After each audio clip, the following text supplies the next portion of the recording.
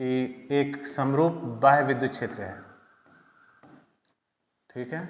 और इस विद्युत क्षेत्र में हम लोग क्या रखे हैं, एक द्विध्रुव को रखे हैं ये, जिसमें कि एक का आवेश होगा माइनस क्यू ई, माइनस एक पर माइनस क्यू आवेश होता है और एक प्लस क्यू आवेश होता है, ठीक है। एक पर माइनस क्यू आवेश, एक पर प्लस क्यू आवेश।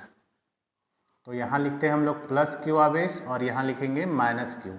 तो इस पर जो बल लगेगा वो विद्युत क्षेत्र की दिशा में लगेगा और इस पर जो बल लगेगा विद्युत क्षेत्र के विपरीत होगा।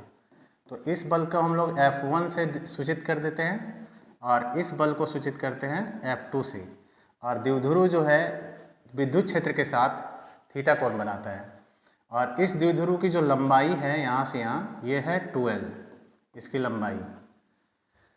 तो जो चीज़ हम लोग यहाँ बोल रहे हैं वही चीज़ लिखेंगे। क्या लिखेंगे, यहाँ लिखेंगे माना इसका नाम रख लेते हैं A, इसका नाम रख लेते हैं B। माना AB एक द्विध्रुव है, एक द्विध्रुव है जिसे एक बाह्य समरूप विद्युत क्षेत्र में रखा गया है। बाह्य समरूप विद्युत क्षेत्र में रखा गया है। क्षेत्र में इस प्रकार रखा गया है, इस प्रकार रखा गया है कि किस प्रकार रखा गया है कि यह विद्युत क्षेत्र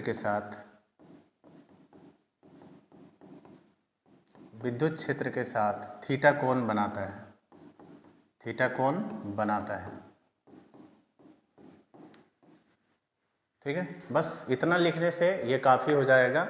और ज़्यादा से ज़्यादा हम लोग लिख सकते हैं कि द्विध्रुव की लंबाई 2L है, जहाँ द्विध्रुव की लंबाई 2L है, द्विध्रुव की लंबाई 2L है,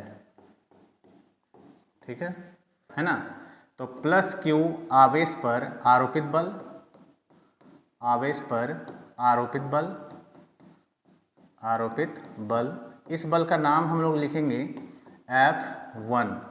तो F1 बराबर हो जाएगा प्लस क्यू ई, ठीक है। ये इसकी दिशा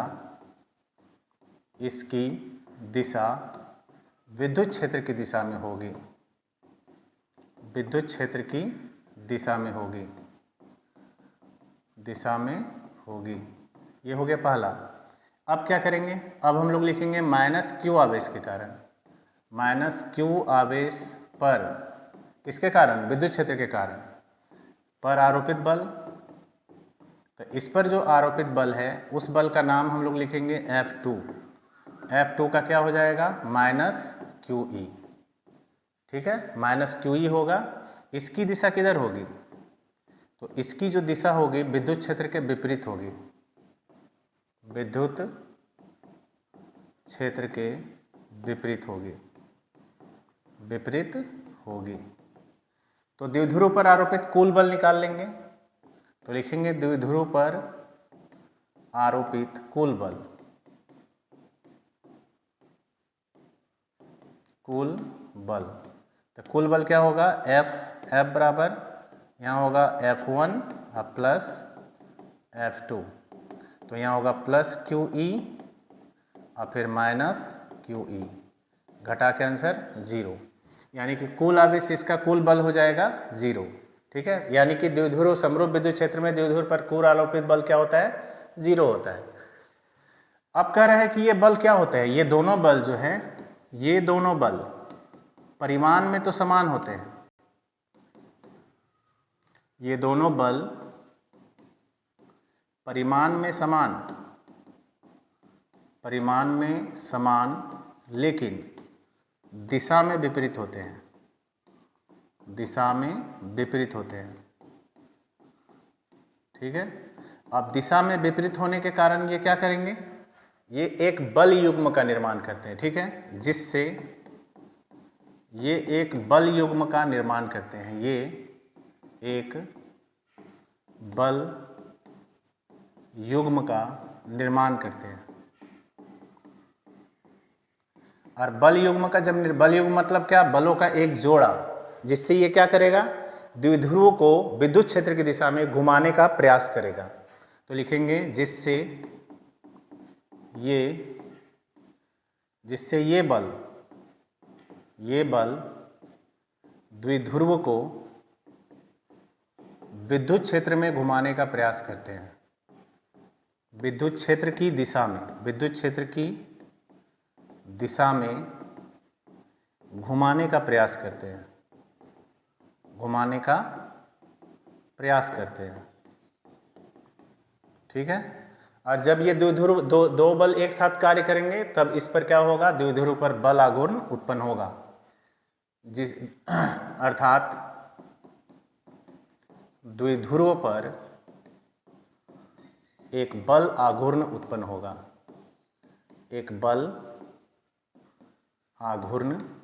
होगा। बल आघूर्ण क्या, टॉर्क उत्पन्न होगा। ठीक है। अब यहां द्विध्रुव पर उत्पन्न बल आघूर्ण,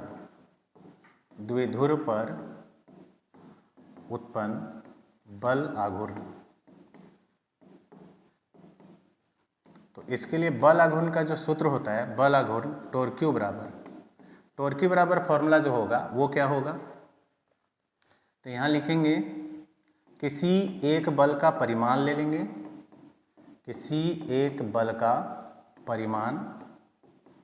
ठीक है, और गुना कर देंगे हम लोग क्या, दोनों बलों के लंबवत दूरी के, दोनों बलों के बीच लंबवत दूरी से गुना कर देंगे, ठीक है। तो इससे अब फॉर्मूला क्या बन जाएगा, टॉर्क क्यू बराबर दोनों में से किसी एक बल का परिमाण। ठीक है।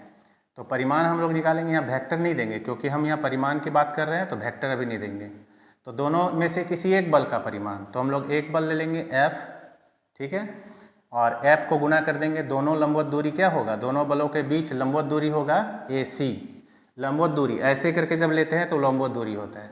अब यहाँ पे क्या करेंगे, AC का हम लोग वैल्यू रखेंगे। AC का वैल्यू कैसे रखेंगे, तो समकोण त्रिभुज देखिए यहाँ थीटा बना है तो यहाँ भी थीटा बनेगा, तो इसके लिए हम लोगों को बनाना होगा AC के लिए। तो यहाँ लिखेंगे हम लोग समकोण त्रिभुज क्या, ACB में, तो ACB यहाँ से देखिए अलग करके आपको बता रहे हैं इसको हम, इसका वैल्यू है 12, यहाँ है थीटा, और हम लोगों को निकालना है किसका, AC का, ACB। तो यहाँ पे हम लोग समकोण त्रिभुज ABC लिए हम लोग को वैल्यू किसका निकालना है, AC का, और ये दिया हुआ है। तो मैथ के अनुसार क्या होता है कि लंब और कर्ण है, लंब और कर्ण का संबंध जो है किस सूत्र से होता है, साइन कॉस टेन में साइन थीटा से। तो हम लोग यहाँ ले लेंगे साइन थीटा।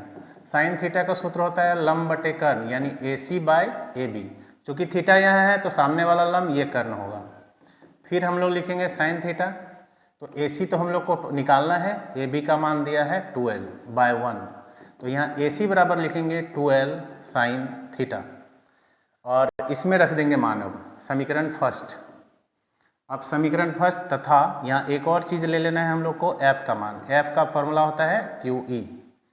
अब इन दोनों का मान रख देंगे समीकरण फर्स्ट में, तो लिखेंगे समीकरण फर्स्ट में मान रखने पर, तो समीकरण फर्स्ट में मान रखेंगे तो फॉर्मूला होगा टॉर्क क्यू बराबर F का होगा QE इंटू AC का फॉर्मूला होगा 2L साइन थीटा। फिर टॉर्क क्यू बराबर यहाँ लिखेंगे हम लोग, Q को 2L के साथ एक साथ कर देंगे और इधर हो जाएगा E साइन थीटा।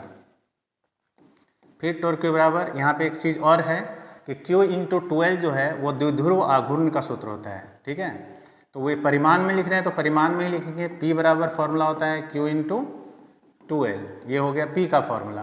तो अब इसके जगह पे हम लोग P रख देंगे, तो टॉर्क क्यू बराबर होगा P E साइन थीटा होगा। अब हम लोग जानते हैं कि साइन थीटा को हटाने पर क्या होता है, क्रॉस आता है, और कॉस थीटा को हटाने पर डॉट आता है। तो हम लोग जैसे साइन थीटा को हटाएंगे ये आपका आंसर निकल गया। लेकिन इसी को अगर हम सदिश रूप में लिखना चाहें तो आंसर फिर होगा, लिखेंगे सदिश रूप में। तो जैसे वेक्टर फॉर्म में लिखेंगे तो वेक्टर देंगे और यहाँ लिखेंगे P cross E, sine theta गायब होगा, उसके बदले में क्रॉस आएगा। तो ये आपका आंसर कंप्लीट हो गया। ठीक है।